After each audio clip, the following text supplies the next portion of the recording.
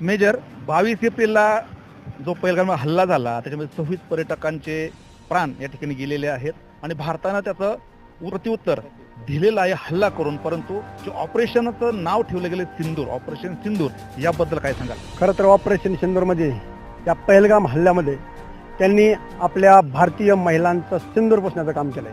त्यासाठी आपल्या माननीय पंतप्रधानांनी ओमिका सिंग आणि सोफिया कुरेशी या दोन्ही महिला अधिकाऱ्यांनाच हे ऑपरेशनची जबाबदारी दिली आणि पाकिस्तानला दाखवून दिलंय ऑपरेशन सिंदूर एक महिलांनी तुमचे कॅम्प उद्ध्वस्त केले. लक्षात ठेवा, काय महिला अधिकाऱ्यांनी, म्हणजे आमची सेना किती सक्षम असेल. जर आमचे पुरुष उतरले तर मग काय होईल, हे एक संदेश दिलाय.